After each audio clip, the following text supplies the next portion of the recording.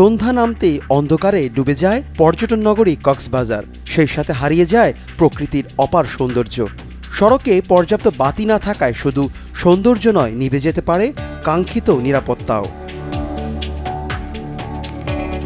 ৬.৮৫ বর্গ কিলোমিটারের কক্সবাজার শহরে রয়েছে ৫ শতাধিক হোটেল, মোটেল, রেস্টুরেন্ট ও আবাসিক ভবন।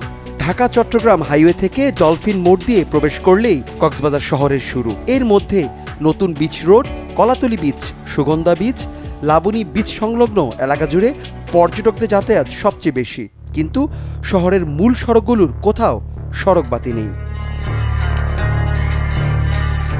কক্সবাজার সমুদ্র সৈকতে বেড়াতে এসে প্রতিনিয়ত ছিনতাইয়ের শিকার হচ্ছেন পর্যটকরা।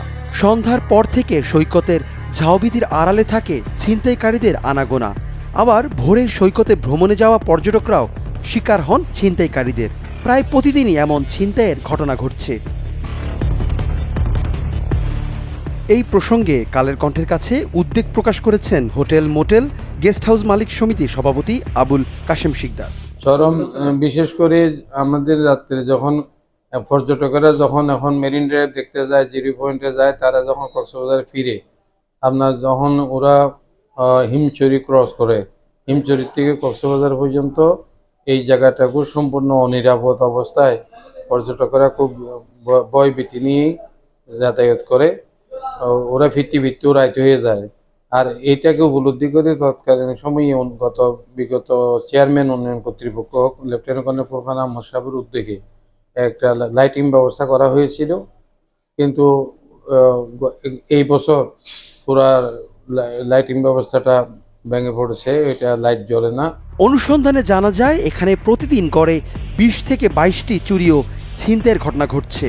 সৈকতের বিভিন্ন পয়েন্টের ঝাউবীথি এলাকা ছিনতাইকারীদের অভয়ারণ্য হিসাবে পরিচিত।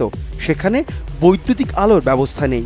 এই সুযোগে ছিনতাইকারীদের দল বালুচরে ভ্রমণরত পর্যটকদের ধরে আড়ালে নিয়ে টাকা পয়সা ও মোবাইল ছিনিয়ে নেয়। ট্যুরিস্ট পুলিশের পুলিশ সুপার মোহাম্মদ মাহফুজুল ইসলাম কালের কণ্ঠকে জানায়, ভ্রমণকারীদের নিরাপত্তা রক্ষায় দিনরাত পুলিশ কাজ করছে। এদিকে নাম প্রকাশ না করার শর্তে বিচ ম্যানেজমেন্ট কমিটির এক সদস্য জানালেন, বিচ ও বিচের আশেপাশের এলাকায় চুরি ছিনতাই এখন স্বাভাবিক ব্যাপার। প্রতিদিনই পর্যটকরা এই সংক্রান্ত অভিযোগ করছেন। পর্যটন সংশ্লিষ্ট ব্যবসায়ীরা বলছেন, এমন বৃহৎ একটি পর্যটন নগরীতে পর্যটকদের নিরাপত্তার ব্যবস্থা না করা গেলে অপরাধ অনিয়ন্ত্রিত হয়ে পড়বে। এতে পর্যটক হারানোর পাশাপাশি ক্ষতি হবে বিরাট অঙ্কের টাকার।